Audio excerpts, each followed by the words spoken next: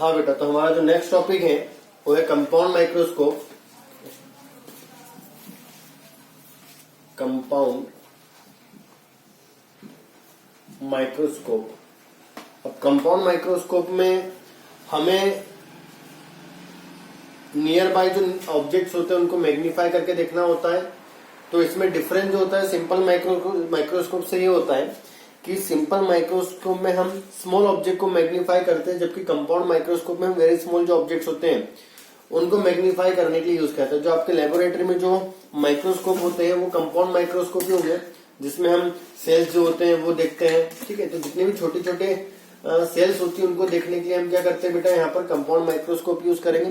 Compound इसलिए बोला जाता है क्योंकि यहाँ पर हम कॉम्बिनेशन ऑफ लेंस यूज करते हैं, दो लेंसेज से कॉम्बिनेशन यूज करेंगे। तो इसमें एक लेंस जो होता है बेटा मेरे पास ऑब्जेक्टिव लेंस होता है, और दूसरा जो लेंस होता है वो आईपीस होता है, और आईपीस जो होता है वो ऑब्जेक्टिव के पीछे इस तरह से रहेगा। ऑब्जेक्टिव लेंस बड़ा होता है, आईपीस छोटा लेंस होता है। तो ये रहा मेरे पास ऑब्जेक्टिव का फोकस। जिस भी ऑब्जेक्ट की हमें इमेज पॉइंट करनी होती है बेटा उसको हम क्या करते हैं, ऑब्जेक्टिव के फोकस के थोड़ा सा बाहर रखते हैं। तो ऑब्जेक्ट हो गया ए बी, इससे चलने वाली जो लाइट होगी पैरेलल जाएगी after refraction passes from focus, focus से पास होगी F not. Second ray of light इस तरह से ऑप्टिकल सेंटर से, ठीक है।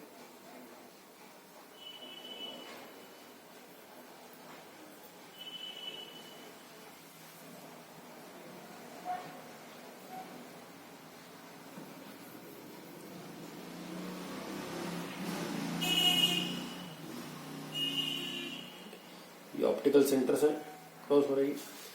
तो यहां पर हमारे पास इमेज फॉर्म होती है बेटा क्या, A1 B1, करेक्ट। अब ये जो इमेज होती है वो इस आई पीस के लिए एक ऑब्जेक्ट की तरह बिहेव करती है। अब जो ऑब्जेक्टिव लेंस होता है बेटा वो ऑब्जेक्ट की तरफ होता है, और आईपीस जो होता है वो आंखों की तरफ होती है, करेक्ट। तो यहां से एक इमेज बनती है, फाइनल इमेज, और जो फाइनल इमेज है मान लीजिए कहीं यहां बन रही है इस तरह से, ऐसा हम एज्यूम कर लेते हैं कि जो हमारा फाइनल इमेज है वो सपोज यहाँ क्रिएट हो रहा है, करेक्ट। अब ये फाइनल इमेज किस तरह से बनेगा, ये दोनों जो रेज है रिफ्लेक्ट होने के बाद इससे आती हुई अपीयर होगी। तो ये फर्स्ट रे ऑफ लाइट होगी ऐसे, ये सेकंड रे ऑफ लाइट होगी इस तरह से। अगर दोनों को, ये दोनों डाइवर्स होगी एक्चुअली,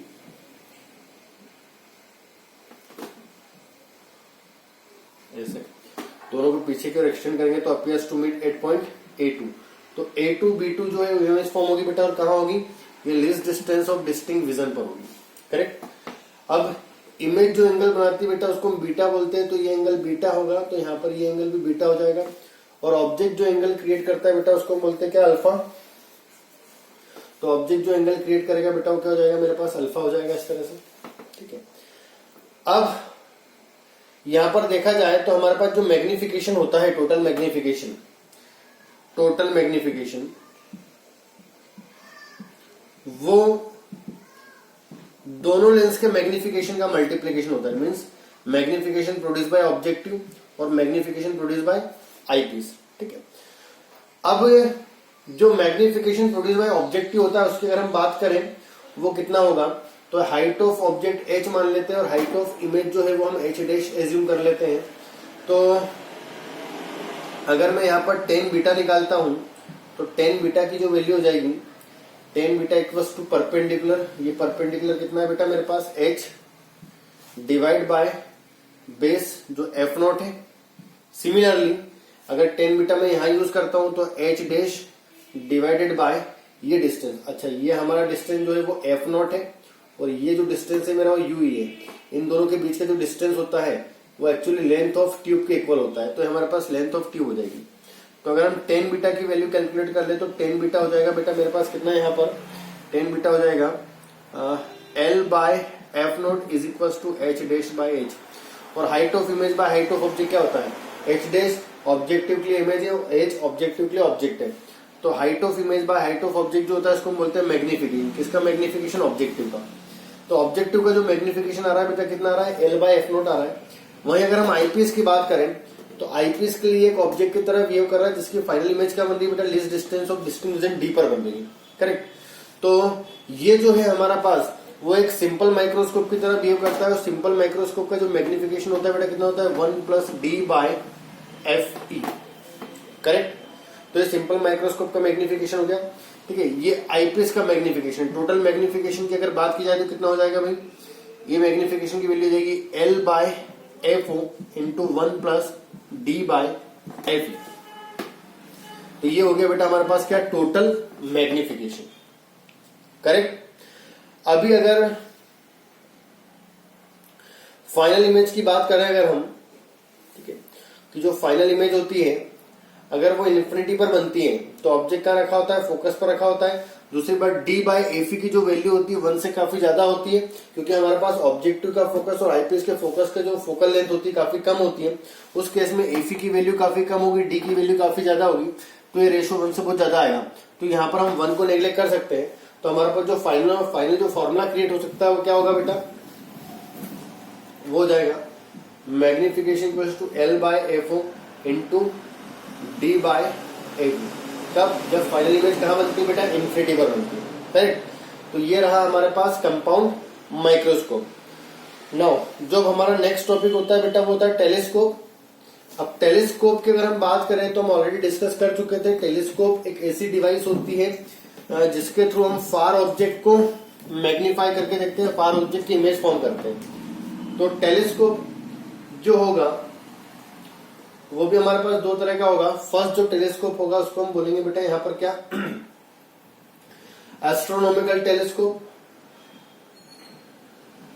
ऐसा टेलीस्कोप जिसका यूज एस्ट्रोनॉट्स यूज करते हैं, किसके लिए, स्पेस में प्रेजेंट जो ऑब्जेक्ट्स होते हैं उनको मैग्नीफाई करके देखने के लिए। ठीक है। दूसरा होता है टेरेस्ट्रियल, तीसरा होता है गैलीलियन। ठीक है। तो हमारे सिलेबस में सिर्फ एस्ट्रोनॉमिकल टेलीस्कोप, इसलिए हम वही डिस्कस करेंगे। तो एस्ट्रोनॉमिकल टेलीस्कोप में यहाँ पर भी कॉम्बिनेशन ऑफ लेंस होते हैं। एक ऑब्जेक्टिव लेंस होता है जो जनरली बड़ा होता है एज कम्पेयर टू आईपीस। अब जो ऑब्जेक्ट है मेरा इन्फिनिटी पर है तो उससे चलने वाली जो रेज होगी वो पैरेलल होंगी। तो इस तरह से रेज जो है वो आ रही है एक दूसरे के पैरेलल, आफ्टर रिफ्लेक्शन मीट करेगी इस पॉइंट पर। तो ये पॉइंट जो है वो हो गया A1 B1। करेक्ट। अब ये जो इमेज है वो आईपीस के लिए ऑब्जेक्ट की तरह बिहेव करती है। ये मेरा ऑब्जेक्टिव था और ये मेरा आईपीस है। First ray of light parallel, second ray of light optical centre से। तो दोनों रेस को अगर हम पीछे बढ़ाएं, मान लीजिए कि इमेज हमें यहाँ क्रिएट करनी है। ठीक है। ये इमेज A2 B2 इस तरह से। तो फाइनल इमेज बनेगी A2 B2 जो कहां बन रही है बेटा, least distance of distinct vision में, तभी हमें क्लियर दिखाई दे रही है। तो angle made bye final image is beta and angle made by object is alpha. तो इसका जो एंगुलर मैग्निफिकेशन हो जाएगा बेटा कितना हो जाएगा, same formula, angle made by image to the angle made by object. अब दोनों जो एंगल्स होते हैं वो स्मॉल होते हैं, तो बीटा 10 बीटा में कन्वर्ट हो जाएगा और अल्फा 10 अल्फा में कन्वर्ट हो जाएगा। करेक्ट। दोनों की वैल्यू अगर निकली जाए तो 10 beta equals to perpendicular that is A1 B1 divided by base. ये जो फाइनल इमेज बन रही है बेटा कहां बन रही है, A4 पे बन रही है और ये हमारा ऑब्जेक्ट का डिस्टेंस होगा आईपीएस के लिए। तो A1 B1 by EB1 divided by 10 alpha A1 B1 divided by OB1। ठीक है। इमेज हमारी कहां बनेगी बेटा, फोकस पर बनेगी क्योंकि ऑब्जेक्ट इन्फिनिटी पर है। तो मैग्निफिकेशन का फॉर्मूला हो जाएगा मेरे पास A1 से A1 कैंसिल आउट हो गया, तो OB1 बाय EB1। करेक्ट। तो मैग्निफिकेशन यहां पर आ जाएगा हमारे पास कितना बेटा, OB1 का वैल्यू कितना, A4 divided by EB1 UE minus में। ठीक है। तो ये मैग्निफिकेशन का फॉर्मूला है। ठीक है। अभी यहां पर फिर मैग्निफिकेशन हमें दो केसेस में निकालना पड़ता है। केस फर्स्ट, जब फाइनल इमेज कहां बनती है बेटा, इन्फिनिटी पर।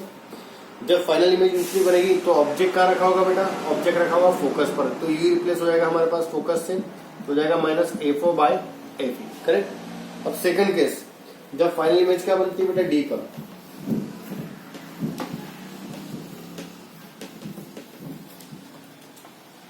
When final image formed at D।